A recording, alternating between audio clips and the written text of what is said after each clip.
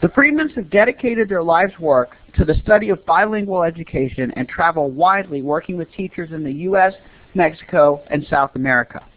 They are featured speakers at many national and international conferences.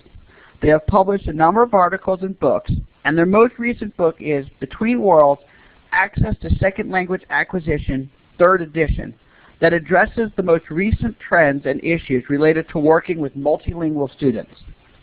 The GCLR website contains a bibliography with access to a sampling of the Freeman's publications.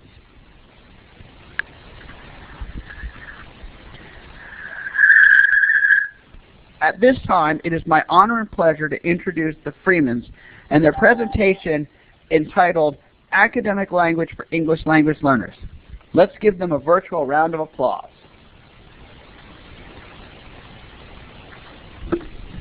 Thank you. Thank you, Ryan, for the nice introduction.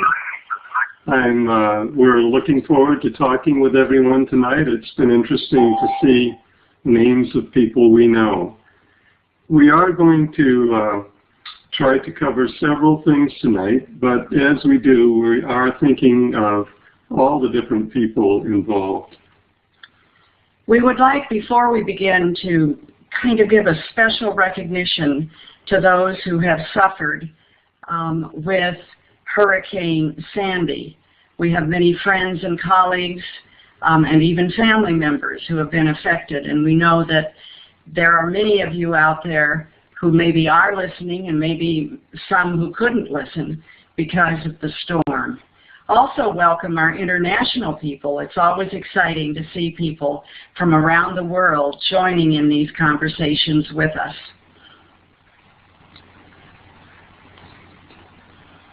We call this academic language for English language learners because English language learners, or more simply English learners, is the label, the term commonly used to refer to students learning English as an additional language.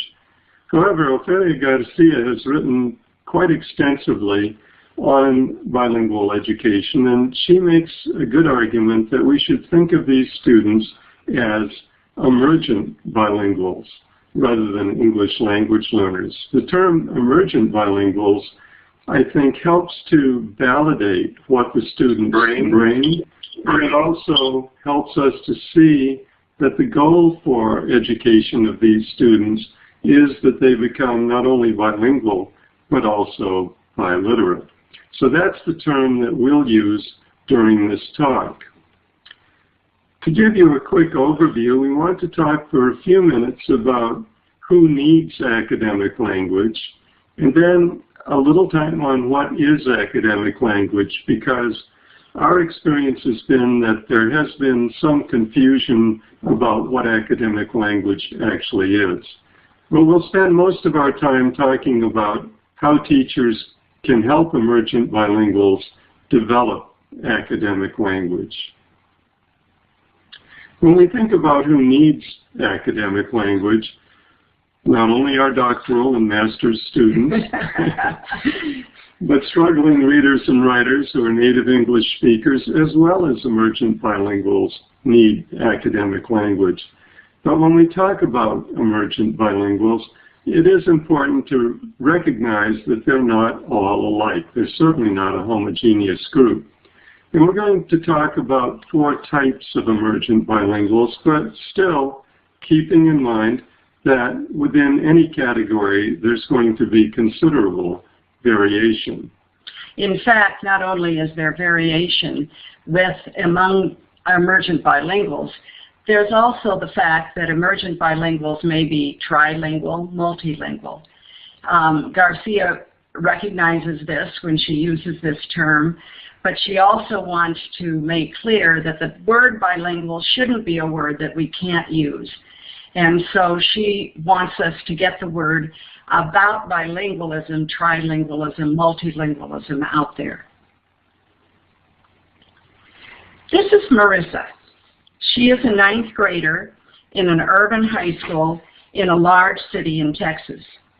She came to the United States from Mexico City 2 years ago when she was in the 2nd grade. She came because of the problems with the drug cartels and kidnappings, and these problems caused her parents to decide to come to live in the United States. In Mexico City, she attended a private school where she also studied English. When she first got here, Marissa was overwhelmed with living in a new country and going to such a large school. Her parents found her a tutor, and now, 2 years later, she's doing better in school than emergent bilinguals who have gone to school here for years. So Marissa falls into the first category, adequate formal schooling. She did have adequate schooling in her own country. She's literate in Spanish, and she came with a strong academic background in math, science, social studies, and language arts. So clearly, she brings a lot to her schooling here in the United States. We want to contrast this with another group of students. At this table in a 4th grade classroom in St. Paul, Minnesota, you see 3 Somali refugee children and 1 Hmong refugee boy, as well as a student who was born and raised here in the United States. The Somali children not only have experienced violence and the trauma of leaving their homes, but they also, before they came to this country, had lived in 2 different refugee camps. While these students bring with them many important life experiences, their schooling experiences were sporadic and almost non-existent. They had little to no experience with books, and teachers told us that often these students didn't know how to hold a pencil and certainly weren't familiar with computers. The Hmong boy in the orange shirt was born in a refugee camp in Thailand. While in these refugee camps, there were simulated school experiences replicating Western schools. His experiences were certainly quite different from his native English-speaking peers who had attended schools in St. Paul from the beginning. And not only did the students from Somalia and Thailand experience schooling and the experience of coming to a new city, these students also experienced great climate changes. This second group we refer to as limited formal schooling students. Many of them have interrupted schooling as well. They come with little background in school, so they face a real challenge of trying to learn English and trying to learn the different content area subjects. They have a long way to catch up, especially when they come at later grades. Guillermo was born in this country along the Mexico-Texas border. His parents immigrated to this country when they were in middle school, but neither graduated from high school. While both parents speak English, the language of Guillermo's home is Spanish. Guillermo entered school as a monolingual Spanish speaker. He did receive some first language support his first 2 years of school, but since then, all of his schooling has been entirely in English. Now in the 10th grade, he speaks both English and Spanish without an accent, but does not read or write Spanish and struggles with reading and writing in English. School officials fear that he will not pass the high school exit exams. Guillermo is a good example of our long-term English learner. Long-term English learners is the largest group of emergent bilinguals in the United States. These are kids who have been here. Many of them started school in this country and have been here for about 7 years and sometimes more. They have good conversational skills in English, but they really struggle with reading and writing, and every year they fall further behind as the demands for the content area, the disciplinary literacy, increase. This is Dua Vu with some of her second graders in an inner city school in the Central Valley of California. This large elementary school is located in in the inner city where there are many immigrant families. The parents of these children struggle economically, few speak English, and many lack formal education. Many of the children enter school speaking a language other than English, but they are not allowed to be instructed in their first language because of a law that California passed some years ago. Dula understands the needs of these children. She provides after-school tutoring, and she herself can actually help students in Hmong and Spanish. But she helps all her students after school with the academic needs that they have. DUA students are a good example of the kinds of students who are potential long-term English learners or emergent bilinguals. And the concern is that if schools don't develop adequate programs to serve these students, they will become long-term English learners. We want now to turn to the second question, and that is, what is academic language? Many times people think of academic language as simply vocabulary, but it really is much more than that. Academic language really is made up of the registers of language used in school.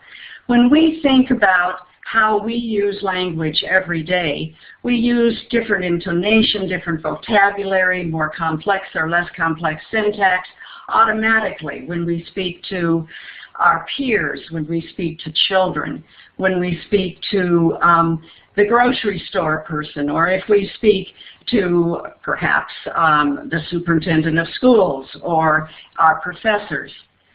English language learners or emergent bilinguals, they need to learn the academic register of school in order to read, write, and discuss academic subjects.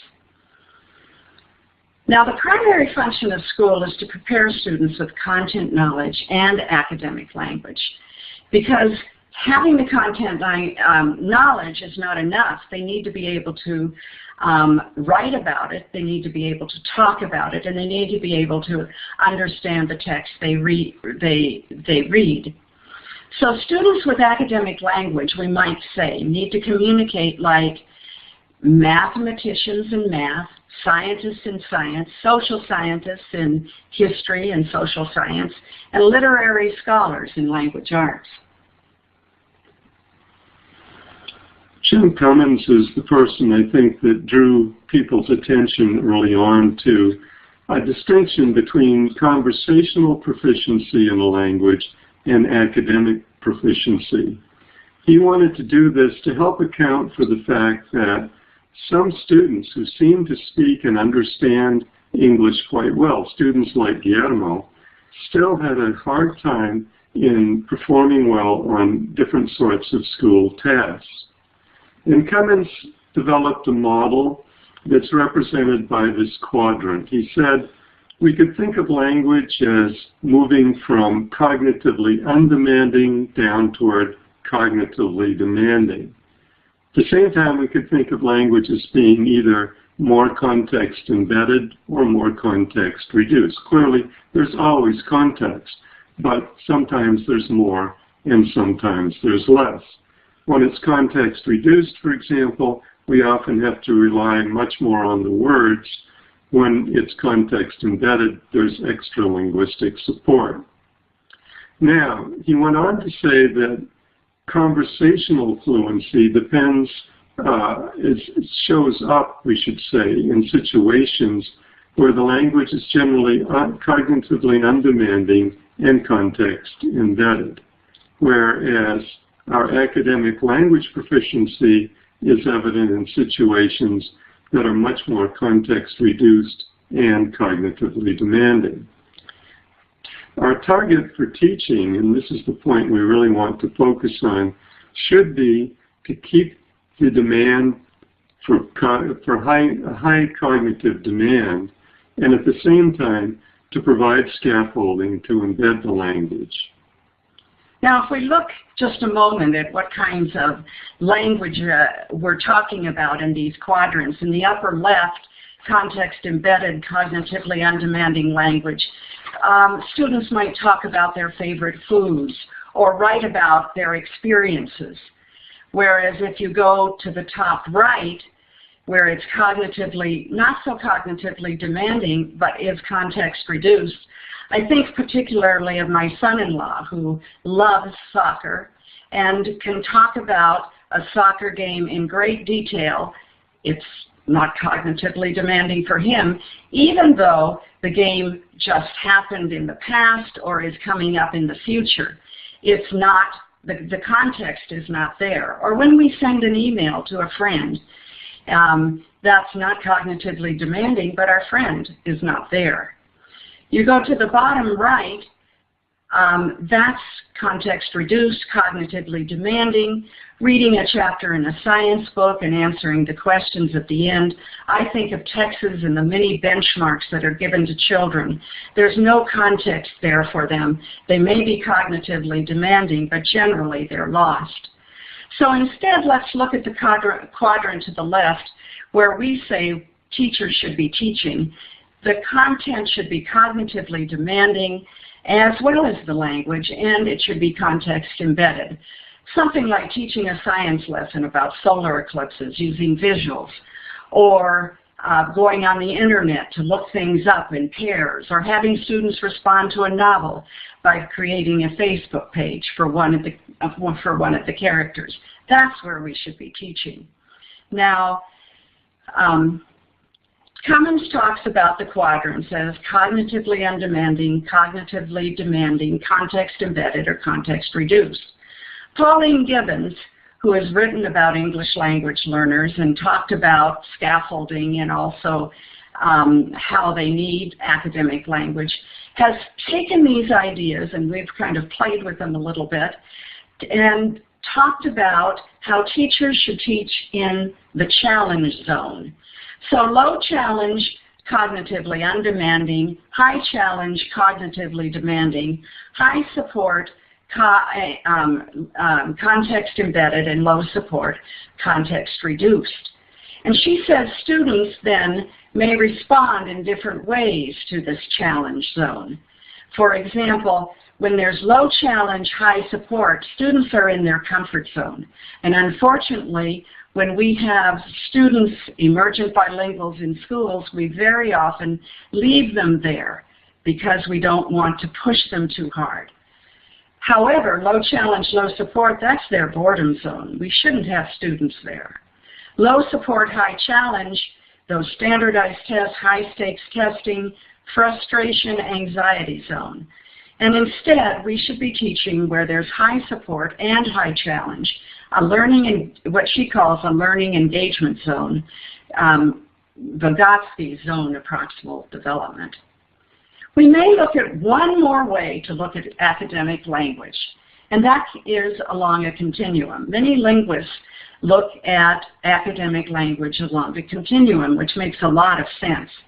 Moving from more spoken-like language, which is conversational fluency, or, according to Cummins, or more written-like language, which is academic language proficiency. And linguists look at language use. So in casual conversation, the structure is not so complex, the vocabulary either. Whereas it's moving a little bit more towards academic language when we text a friend, but it's still conversational. After all, we don't even have to spell the words. In an academic discussion, something we have with our doctoral students every week, yes, it's moving more towards academic language because we're talking about complex concepts and we're using academic vocabulary, but we're also trying to help each other understand as we discuss. In an academic lecture, like I hope this one is, unless it's simply a paper being read, it really still is not at the farthest end or at the far end of the academic language continuum, because there is still the effort to make language more comprehensible, taking out some of the complex structure. A newspaper article, even though written at the 6th grade level, linguists tell us, is more complex with more complex structures and more complex vocabulary. Of course, you see we're moving more and more towards writing. And finally, the Academic Language Journal. I think of Reading Research Quarterly or the TESOL Quarterly. Very complex structures and very advanced vocabulary. In fact, if you were on the Alan Luke seminar, even though that was spoken, I would put it quite a ways over toward the academic language proficiency end. Well, let's move on to the last question, and this is really what we want to spend the rest of our time on, and that's how can teachers help emergent bilinguals develop academic language? And we just want to touch on a few ideas. One thing we want to try to be aware of is that we could focus our teaching on different levels.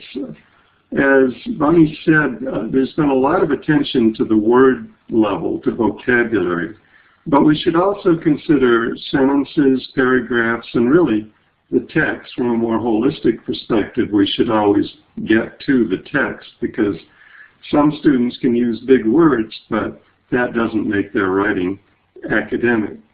But when we think about the word level, Corson has conducted research to show that there really are sort of two vocabularies in English.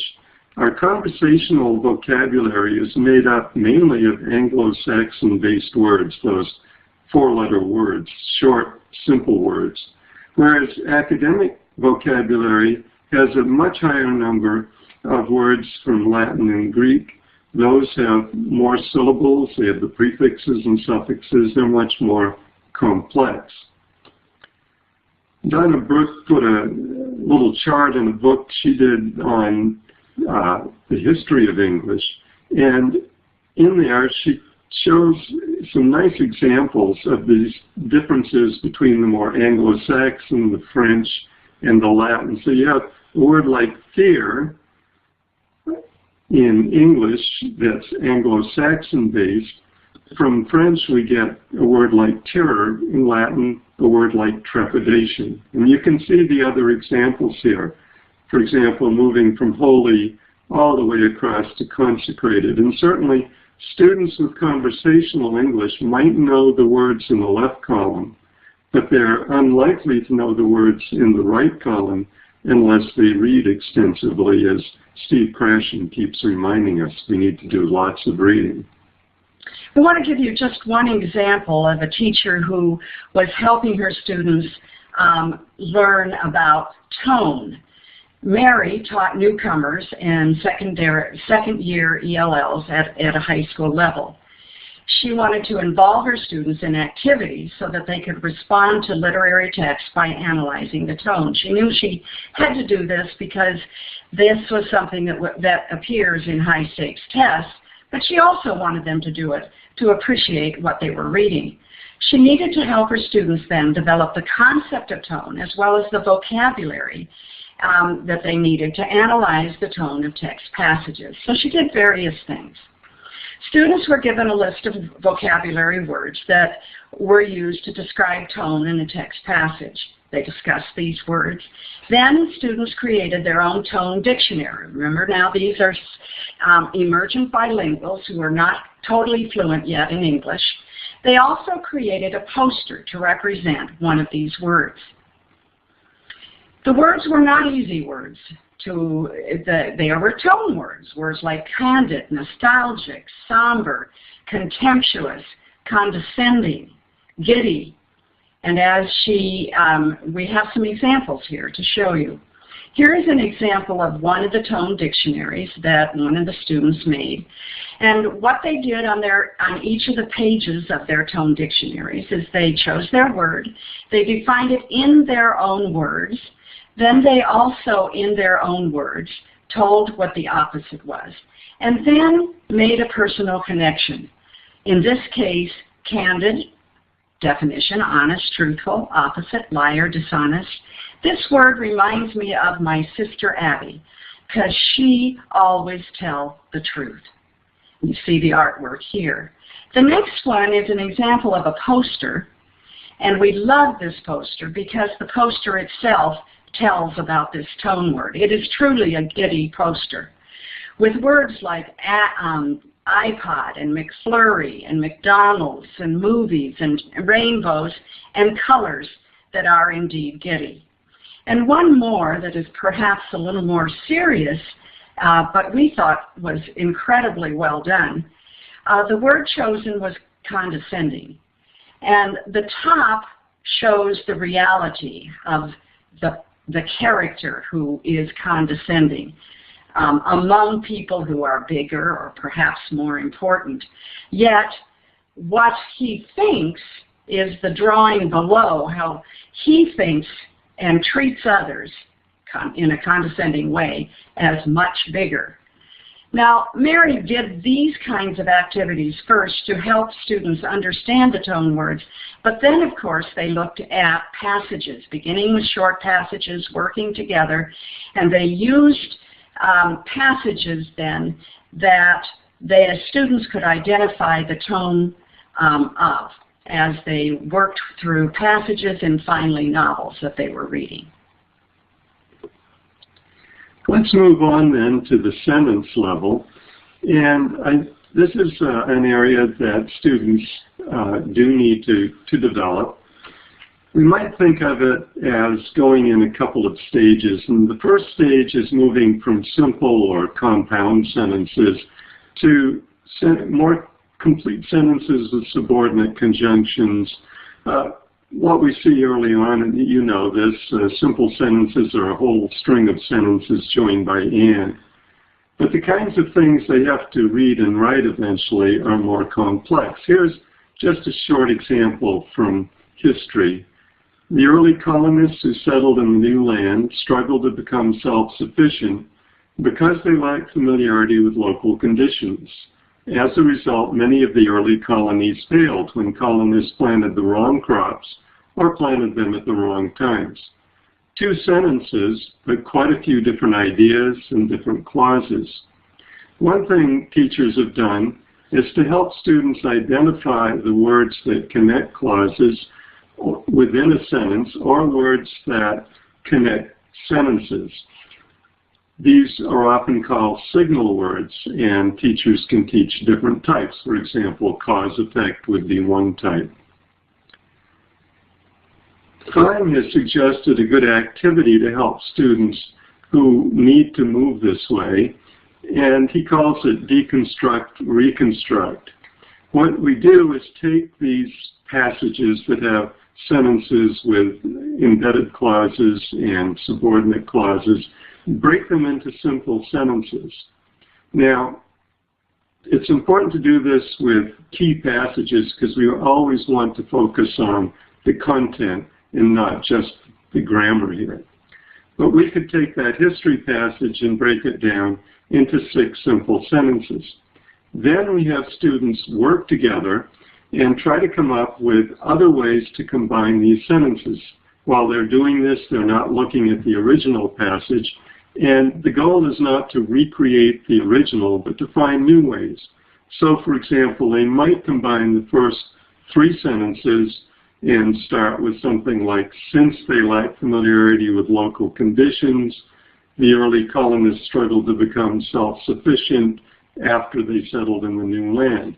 And students would start to see how many different ways they could combine these simple sentences into more complex ones. Now, simple sentences and then moving to complex is good, but when we get to the more advanced academic writing, what we really come up against is something called nominalization. And nominalization allows us to pack a lot more ideas into every clause. It's a process in which you turn verbs or adjectives into nouns. For example, describe is a verb, but it can be description as a noun. Or resentment. Insignificant, an adjective could be insignificance, creativity. And once you change verbs or adjectives into nouns, you create more complex nominal groups. Now I want to show you just a quick example. Let's take that passage and look how it could get more academic, if we want to think of it this way. So the first part, the early colonists who settled in the new land struggled to become self-sufficient because they lacked familiarity with local conditions.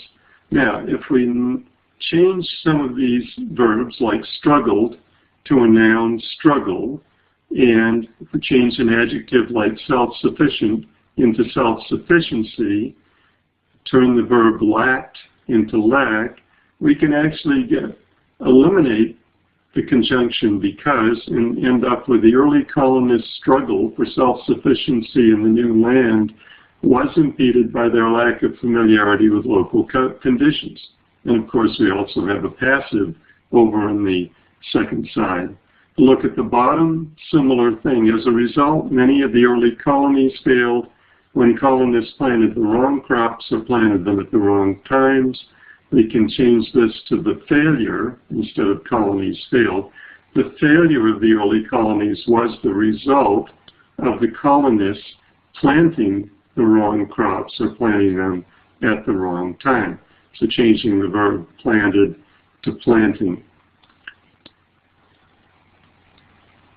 Let's go on to the paragraph level, and we'll talk about this one fairly quickly. We all know that we keep telling students that we want a main idea and supporting details. What we often don't tell them is that there really are some ways that we can connect the sentences in a paragraph in order to make it much more coherent. And there are three common ways: having a constant topic, a derived topic, or a chain topic. Now, linguists divide sentences up into topics and comments. So take a sentence like emergent bilinguals can become engaged readers with the right instruction. The topic, what are we talking about? Emergent bilinguals. The comment, what are we saying about them? Which is also like the predicate. We're saying they can become engaged readers with the right instruction. Now, as I said, there are three ways we could make the paragraphs cohesive. One would be to have the same topic in each sentence. So, for example, if the first sentence brought up the idea of trees, we might use a pronoun they to get a little variation. We might use the word tree later on. But if each sentence had something to do with trees to start out, this would be a constant topic. Derived is when you have examples of the first sentence. So trees could be our first sentence, and the other sentences could be about particular types of trees or characteristics of trees. The most common pattern, though, that we see in academic language is chained topics, where the comment of the first sentence becomes the topic of the second. It's like the end of the first sentence connects with the beginning of the next sentence. So, for example, one kind of tree is a sequoia. Sequoias are very tall. Their height is surprising given their shallow roots. And I point out that when our students write paragraphs that aren't cohesive, it's often because they aren't chained as they might be. And in fact, you could use a combination of repeating some topics, some could be derived and some chained.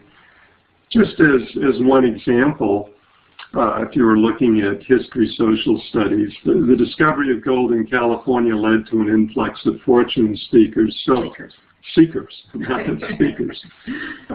So you end with an influx of fortune seekers, and then the next sentence starts with many of these men and women. So you're connecting or chaining the comment of the first sentence with the topic of the second. They landed in San Francisco, so we ended with San Francisco, and next sentence starts the city, and that ends with influx of new residents. Next sentence, not all of the people. So these are three ways we could get paragraph cohesion, which is a real concern. We want to move on finally to text level and deal briefly with text level. We know that at the text level, academic language has that academic vocabulary, but it also has certain features, and it's structured in ways that distinguish it from conversational language. And I want to give you an example. Sunday night, we'll make it a little bit racy here, spice it up. I took this out of a 9th grade biology text, and I actually came to appreciate anyone that can pass 9th grade biology. So here's a short, very short piece out of that.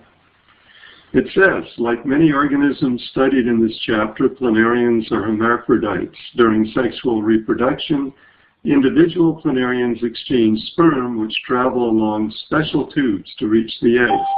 Fertilization occurs internally. The zygotes are released in capsules into the water where they hatch into tiny planarians. I have no idea what a zygote is, and I would have trouble telling you the meaning of this passage. But this is the sort of thing not only native speakers, but second language kids are faced with. Now, passages like this, and this is an analysis, again, by Fang, they certainly have the technical language, words like organisms and zygotes.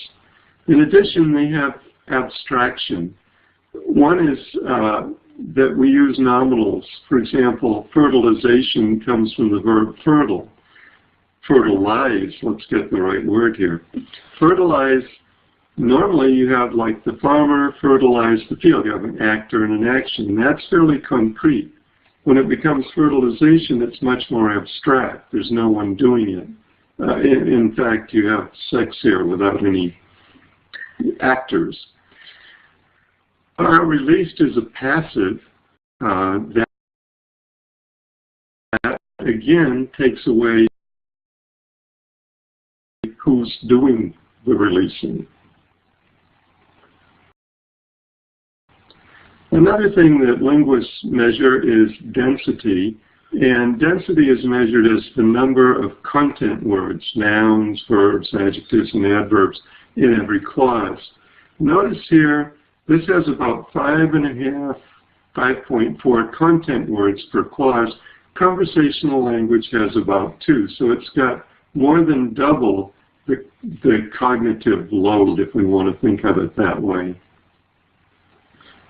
Now, academic language, because it's technical, abstract, and dense, is also very authoritative, and this is something many of our students struggle to be able to achieve, is to write with a sort of authoritative tone. One more thought about language at the text level, looking at academic language at the text level, is looking at genre.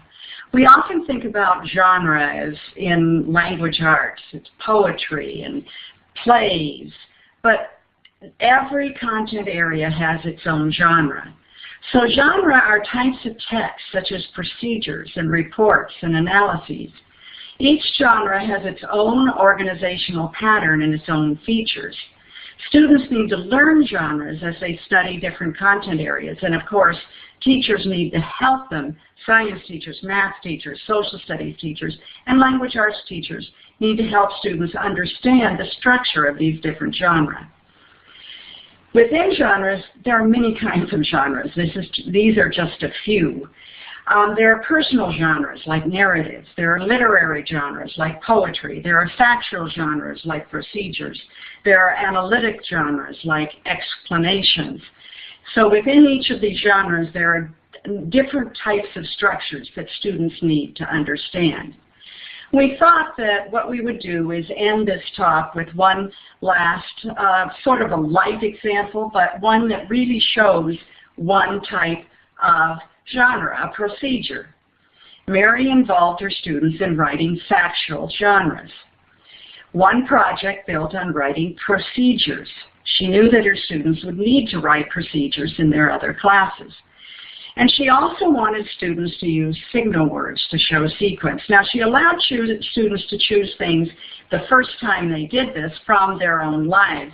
So, for example, they were supposed to do something that explains how to. So one boy wrote about how to make a sandwich, another how to ask a girl out for a date. And this final example we chose because it uses so many signal words appropriately, and it's also ending on a rather light note. How to make your heart happy when your boyfriend is cheating on you. A typical high school problem, wouldn't you say? Well, she has very specific suggestions. First, break up with your boyfriend. Second, burn all the gifts he gave you. Remember, these are second language learners. Then, cry a lot to relieve the pain. Wah! Next, go to shopping with your friends. For example, buy clothes, accessories, etc. More than that, notice the signal words here, act like it doesn't matter. To be specific, hang out with like a friend. Also, go out with your boy friends to have fun. Furthermore, never cry in front of him. Finally, in the world are a lot of boys, and one isn't a big deal. She's wise beyond her age. So, academic language, emergent bilinguals need academic language to succeed in school. Teachers can help teach academic language, and they should at the text, paragraph, sentence, and word levels as they're teaching their academic content. And we believe that this approach, of course a very simplified and quick version, provides students with academic language proficiency and subject matter knowledge. Okay, at this point we would like to turn it over to Peggy. I know a lot of different questions have come in, and if she can give us a few questions in the time we have, we'll answer as many as we can.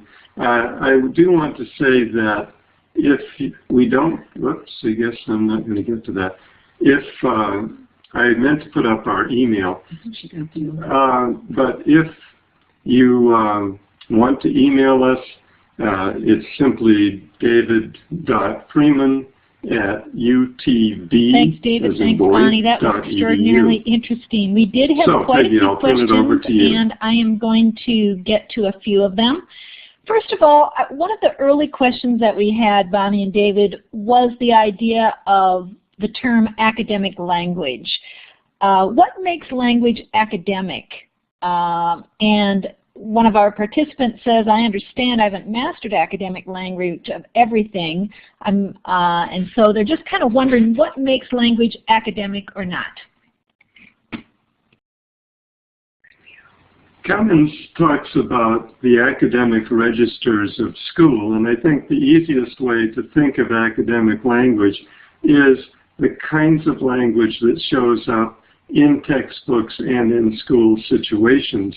It's not necessarily better than any other language. It's not better or more difficult than conversational language. In fact, it may be less complicated. But it's the language kids need, and adults, to succeed in school situations. So it's a particular set of registers of language might be the way to think of it. And you might look back towards the end of the talk where we talked about some of the characteristics.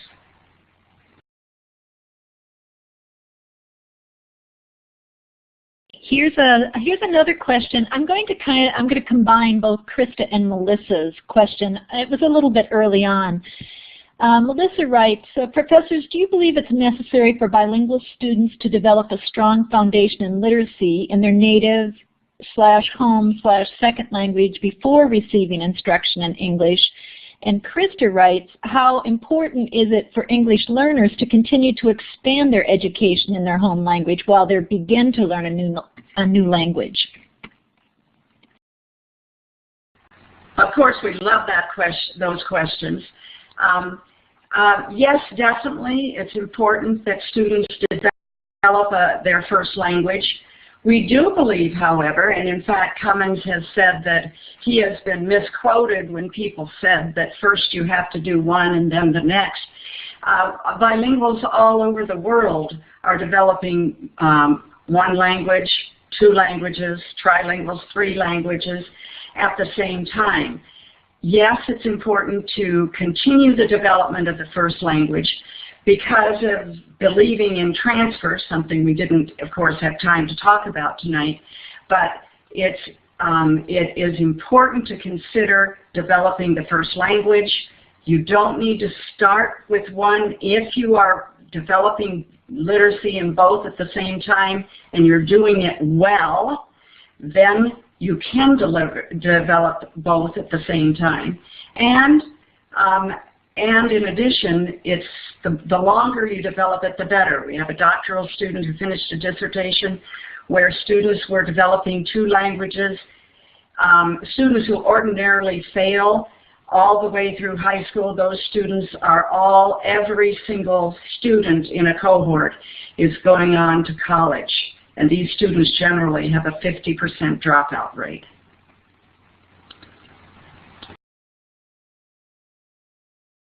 Okay, thank you very much for that. We have a question from Andrea. She writes, as you mentioned that students broaden their writing past simple sentences, I think about the controversy over whether or not to teach grammar in my high school among the English teachers. From your experience and research, does it seem to benefit EL students to teach grammar in the classroom, or maybe does it benefit one or more of the 4 types of EL students that you spoke about more than others?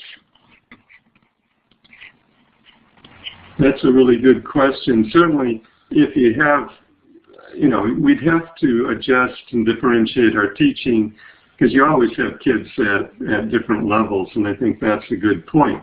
I would say that traditional grammar teaching is basically useless. Connie Weaver has written extensively on this, and all the research shows that, teaching a kid what a noun is and a verb is probably doesn't get them too far. Of course, as a linguist, I'd love to see them being taught linguistics. I think, though, that you can target certain structures.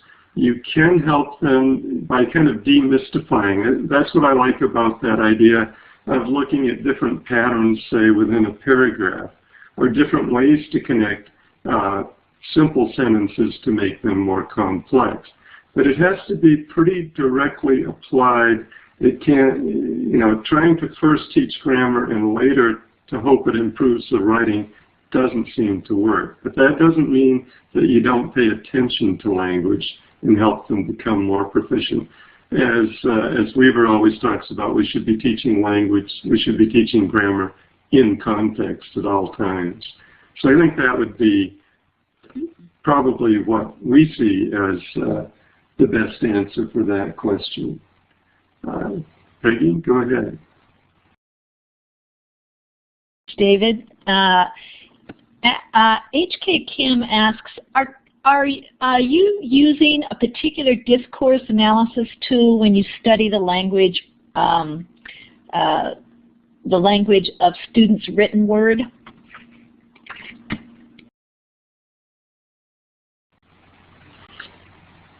We've tried to approach language. I think most of the work recently is in the area of systemic functional linguistics.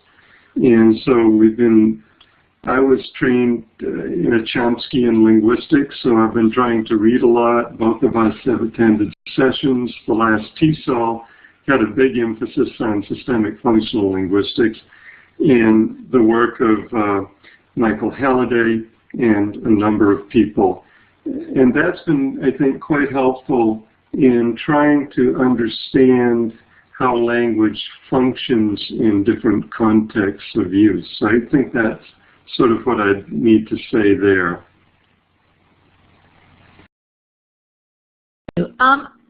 We have a question by Adele. Adele asks, do you think that Arabic origin students have some disadvantage to learn English since they have different alphabets for Latin? This is a very good question because we often have students talk about that with students who are using pictographic languages as opposed to alphabetic languages. In the first place, literacy in the first language is critical.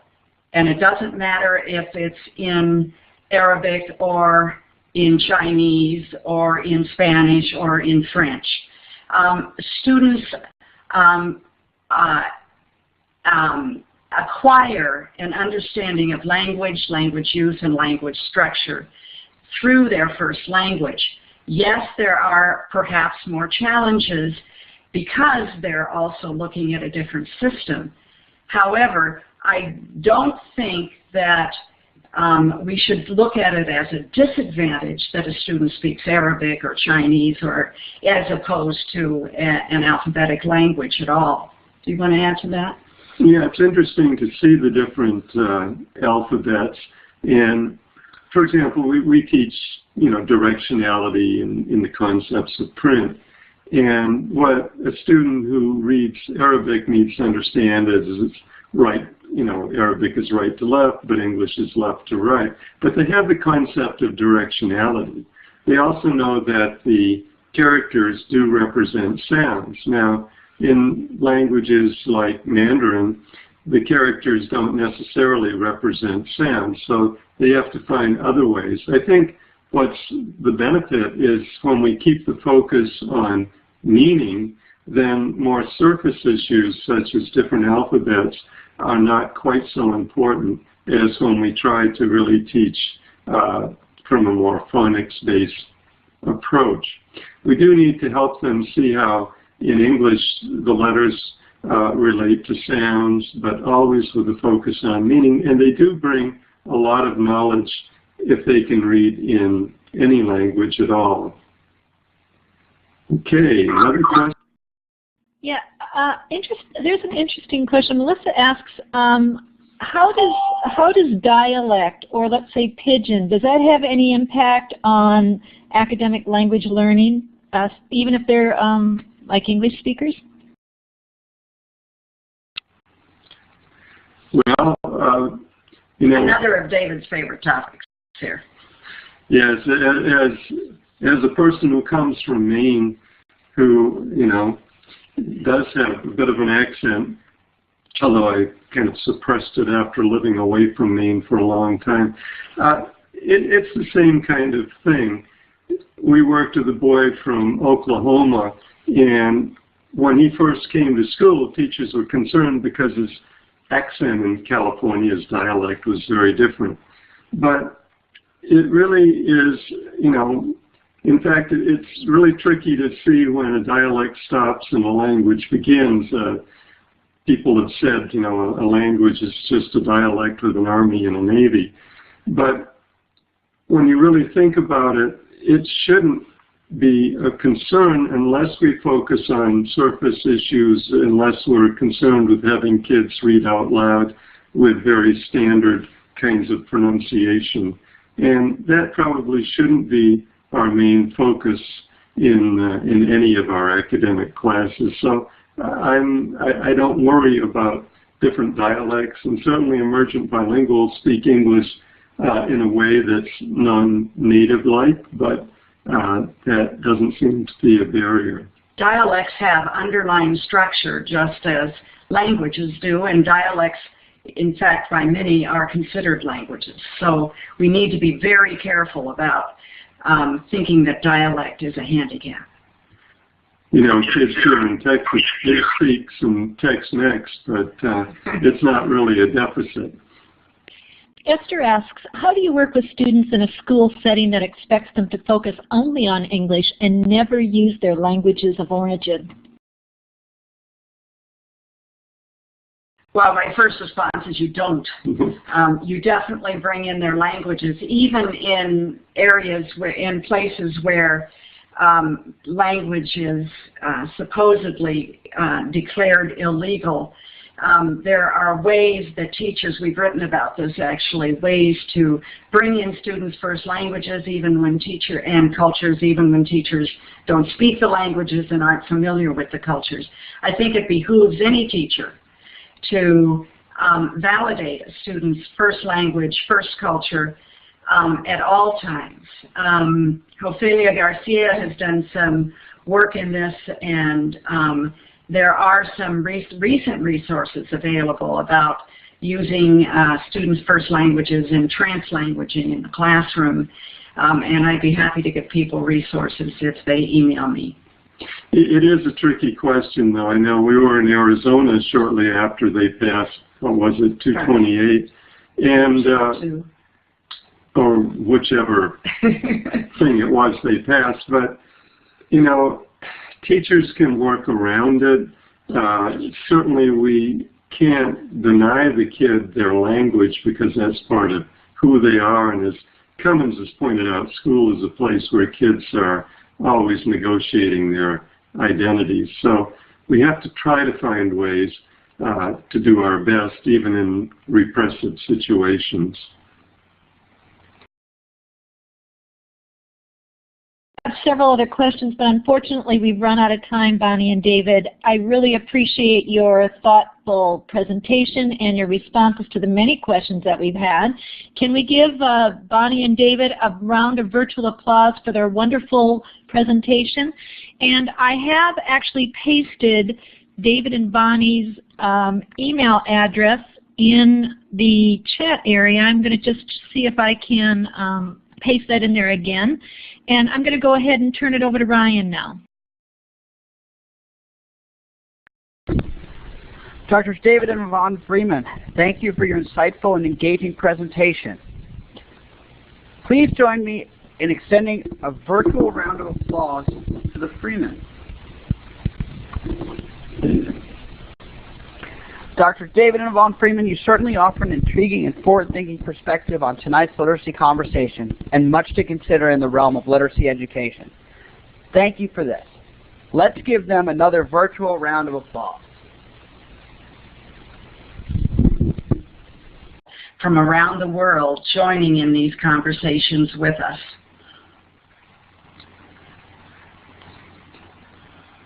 We call this academic language for English language learners because English language learners, or more simply English learners, is the label, the term commonly used to refer to students learning English as an additional language.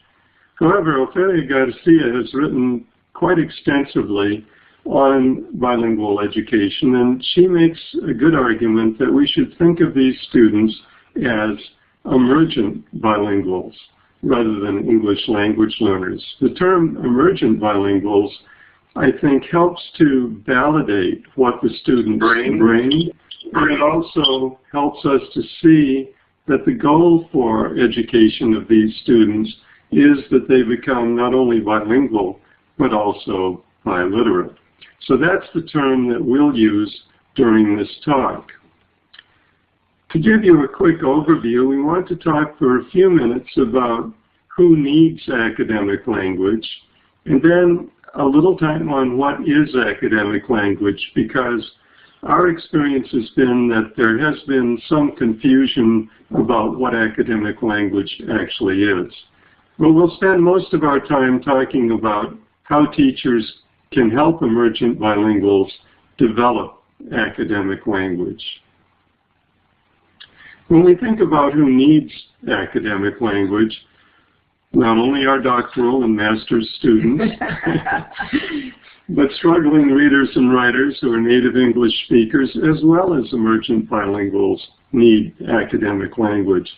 But when we talk about emergent bilinguals, it is important to recognize that they're not all alike. They're certainly not a homogeneous group. And we're going to talk about 4 types of emergent bilinguals, but still keeping in mind that within any category, there's going to be considerable variation. In fact, not only is there variation among emergent bilinguals, there's also the fact that emergent bilinguals may be trilingual, multilingual. Garcia recognizes this when she uses this term, but she also wants to make clear that the word bilingual shouldn't be a word that we can't use. And so she wants us to get the word about bilingualism, trilingualism, multilingualism out there. This is Marissa. She is a 9th grader in an urban high school in a large city in Texas. She came to the United States from Mexico City 2 years ago when she was in the 2nd grade. She came because of the problems with the drug cartels and kidnappings, and these problems caused her parents to decide to come to live in the United States. In Mexico City, she attended a private school where she also studied English. When she first got here, Marissa was overwhelmed with living in a new country and going to such a large school. Her parents found her a tutor, and now, 2 years later, she's doing better in school than emergent bilinguals who have gone to school here for years. So Marissa falls into the first category, adequate formal schooling. In the city, these students also experienced great climate changes. This second group we refer to as limited formal schooling students. Many of them have interrupted schooling as well.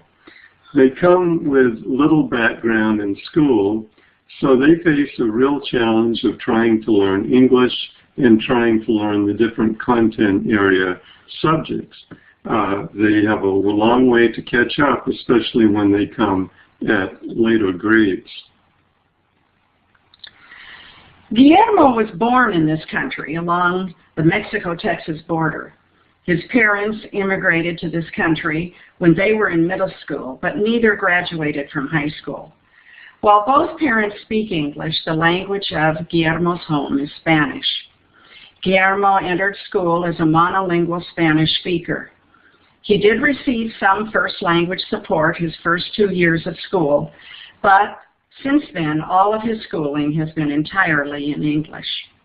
Now in the 10th grade, he speaks both English and Spanish without an accent, but does not read or write Spanish and struggles with reading and writing in English. School officials fear that he will not pass the high school exit exams. Guillermo is a good example of our long-term English learner.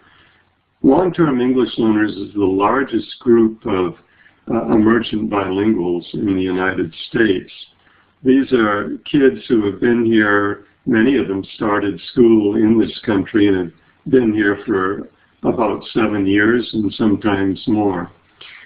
They have good conversational skills in English, but they really struggle with reading and writing. And every year, the Freemans have dedicated their life's work to the study of bilingual education and travel widely working with teachers in the U.S., Mexico, and South America. They are featured speakers at many national and international conferences. They have published a number of articles and books, and their most recent book is Between Worlds, Access to Second Language Acquisition, 3rd edition, that addresses the most recent trends and issues related to working with multilingual students. The GCLR website contains a bibliography with access to a sampling of the Freeman's publications.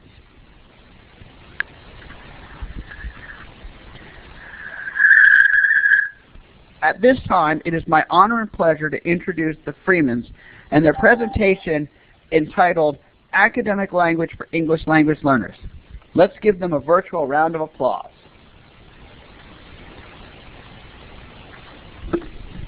Thank you. Thank you, Ryan, for the nice introduction. We're looking forward to talking with everyone tonight. It's been interesting to see names of people we know. We are going to try to cover several things tonight, but as we do, we are thinking of all the different people involved. We would like, before we begin, to kind of give a special recognition to those who have suffered with Hurricane Sandy. We have many friends and colleagues and even family members who have been affected, and we know that there are many of you out there who maybe are listening and maybe some who couldn't listen because of the storm. Also welcome our international people. It's always exciting to see people. She did have adequate schooling in her own country. She's literate in Spanish, and she came with a strong academic background in math, science, social studies, and language arts. So clearly, she brings a lot to her schooling here in the United States. We want to contrast this with another group of students. At this table in a 4th grade classroom in St. Paul, Minnesota, you see 3 Somali refugee children and one Hmong refugee boy, as well as a student who was born and raised here in the United States. The Somali children not only have experienced violence and the trauma of leaving their homes, but they also, before they came to this country, had lived in 2 different refugee camps. While these students bring with them many important life experiences, their schooling experiences were sporadic and almost non-existent. They had little to no experience with books, and teachers told us that often these students didn't know how to hold a pencil and certainly weren't familiar with computers. The Hmong boy in the orange shirt was born in a refugee camp in Thailand. While in these refugee camps, there were simulated school experiences replicating Western schools. His experiences were certainly quite different from his native English-speaking peers who had attended schools in St. Paul from the beginning. And not only did the students from Somalia and Thailand experience schooling and the experience of coming to an